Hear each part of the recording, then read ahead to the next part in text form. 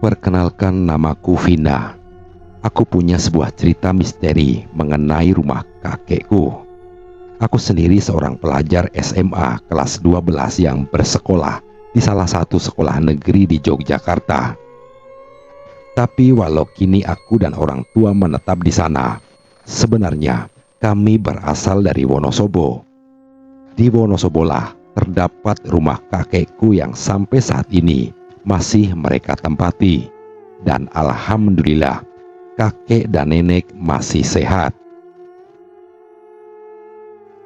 Suatu hari ketika sekolah libur 2 pekan pasca ujian akhir semester dan tahun baru, kami sekeluarga mudik menggunakan mobil pribadi. Aku, adik perempuanku yang masih sekolah SD, dan juga kedua orang tua. Walaupun mudiknya tidak terlalu jauh, setidaknya kami tetap pulang ke kampung halaman ayahku. Rumah kakek berada di sebuah desa yang rata-rata penduduknya petani. Suasana di sini masih asri karena dekat dengan pegunungan. Sesampainya di sana, kami bercengkrama seperti biasa. Tak lupa juga menyapa para tetangga yang letaknya berada beberapa meter dari rumah kakek. Bisa dibilang, jarak antar rumah agak berjauhan, sehingga ada lahan kosong di antara rumah-rumah desa ini.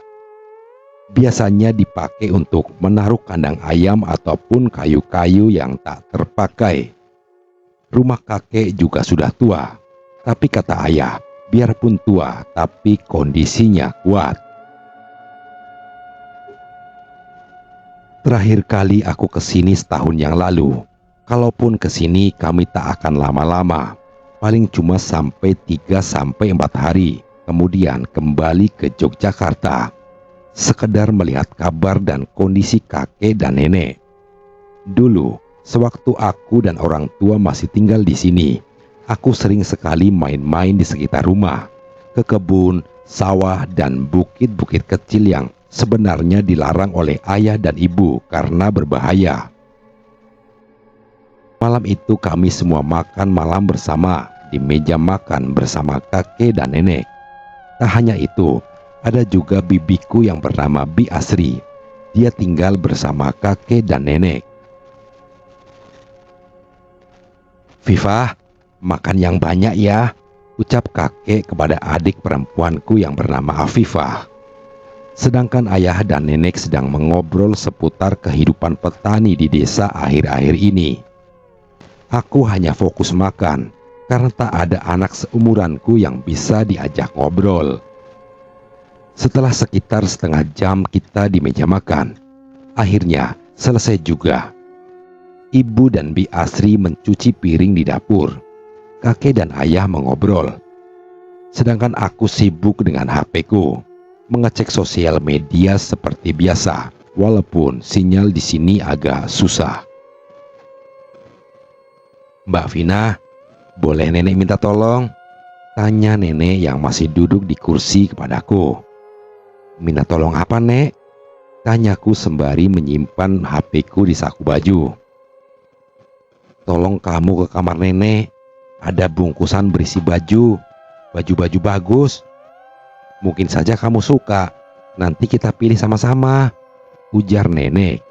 Lantas aku mengiyakan permintaannya dan segera pergi ke kamar nenek. Kalau dipikir-pikir, sudah lama juga aku tidak masuk ke kamar itu sejak aku kecil dulu. Saat kecil dulu, aku sering main di kamar nenek.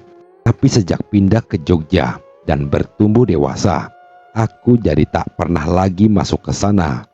Ini pertama kalinya sejak bertahun-tahun lalu. Aku masuk ke dalam kamar itu. Kini lampunya sudah lebih terang dari biasanya. Ranjang tidur tua pun masih sama dengan dahulu. Banyak barang-barang antik di sini. Tapi aku hanya ditugaskan mengambil bungkusan baju. Bungkusan baju yang sedikit berat diangkat.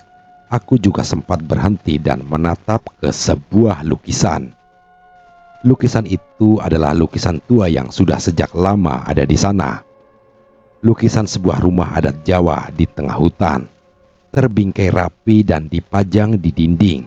Aku menatap beberapa detik ke arah lukisan itu, dan aku menyadari satu hal yang benar-benar aneh.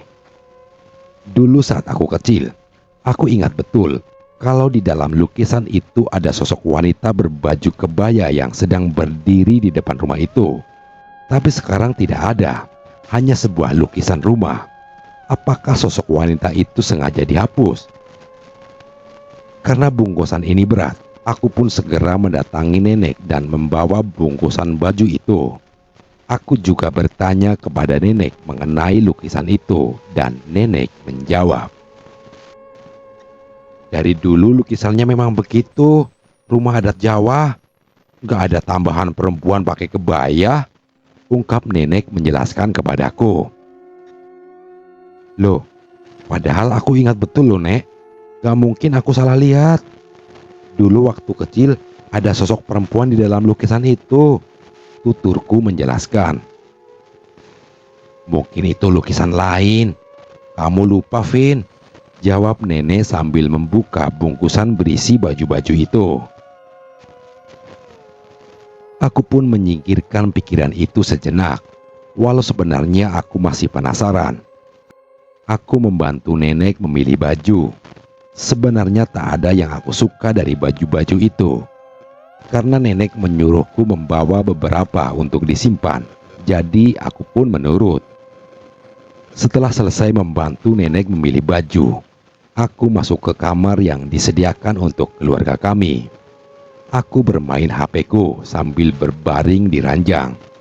Pikiranku masih mengarah pada lukisan itu. Ingin rasanya aku kembali ke sana dan mengecek secara langsung.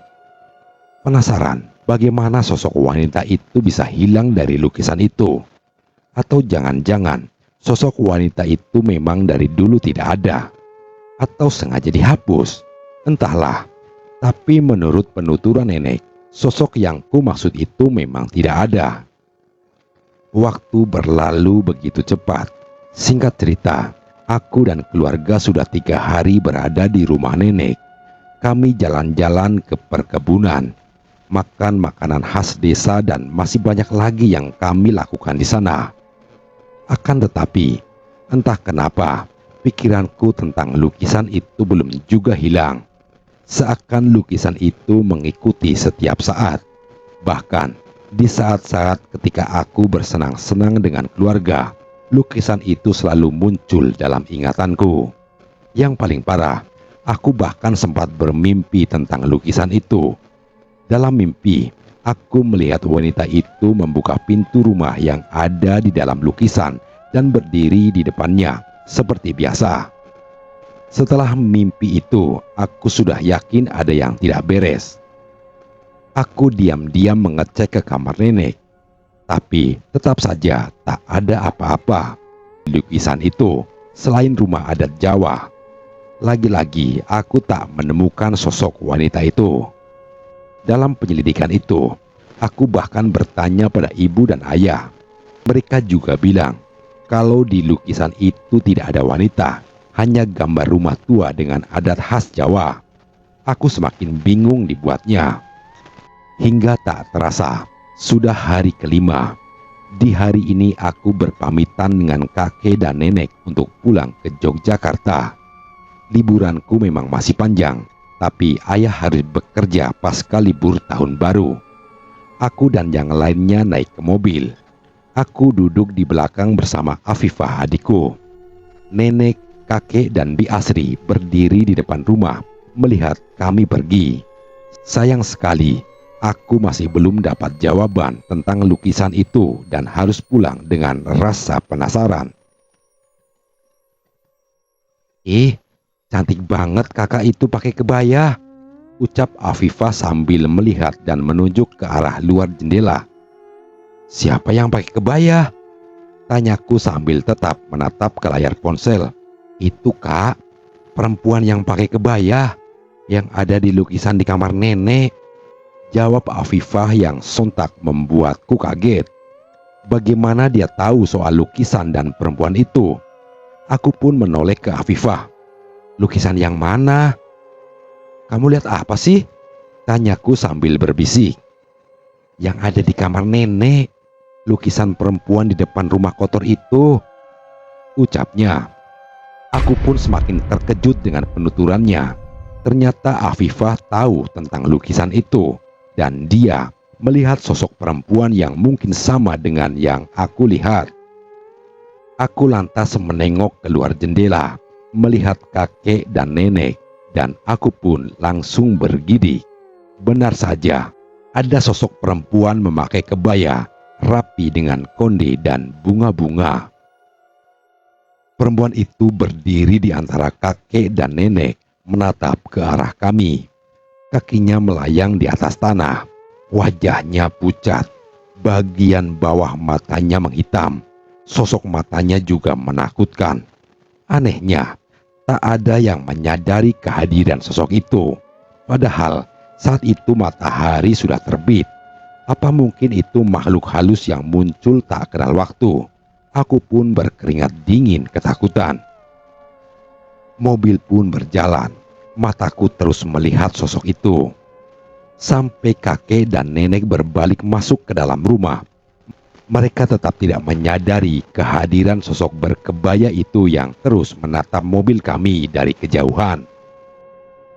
Sejak saat itu, kesimpulanku satu, kalau lukisan itu memiliki penunggu, makhluk halus yang tak bisa dilihat sembarang orang.